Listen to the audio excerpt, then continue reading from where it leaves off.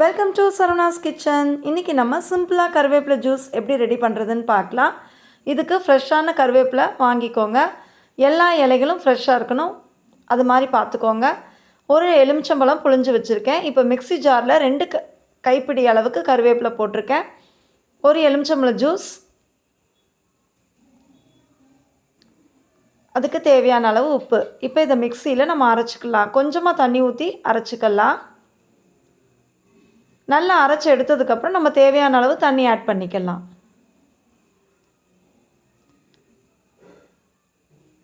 நான் இதில் ஒரு 3/4 கிளாஸ் போல் தான் தண்ணி ஊற்றி அரைச்சி எடுத்தேன். இப்போ நான் 1 கிளாஸ் எக்ஸ்ட்ரா ஆட் பண்ணிக்கிறேன். ஏன்னா இது நான் 2 பேருக்கு வர மாதிரி தான் நான் ரெடி பண்ணேன். இப்போ இதை ஒரு ஃபில்டரில் நம்ம ஃபில்ட்ரு பண்ணி எடுத்துடலாம். கடைசியில் கொஞ்சம் இந்த மாதிரி சக்கையாக இருக்கும், அது நமக்கு தேவையில்லை. ஃபில்ட்ரு பண்ணி எடுத்தாச்சு. நம்மளோட கருவேப்பிலை ஜூஸ் சூப்பராக ரெடி ஆகிடுச்சு. ஹெல்த்தியானது. ட்ரை பண்ணி பாருங்கள். இந்த ரெசிபி உங்களுக்கு பிடிச்சிருந்தா லைக் பண்ணுங்கள், ஷேர் பண்ணுங்கள், கமெண்ட் பண்ணுங்கள், சப்ஸ்கிரைப் பண்ணுங்கள். மறக்காமல் பக்கத்தில் இருக்க பெல் ஐக்கானை ப்ரெஸ் பண்ணுங்கள். இந்த வீடியோவை உங்கள் ஃப்ரெண்ட்ஸ், ரிலேட்டிவ்ஸ், நெய்பர்ஸ்க்கு ஷேர் பண்ணுங்கள். தேங்க்ஸ் ஃபார் வாட்சிங்.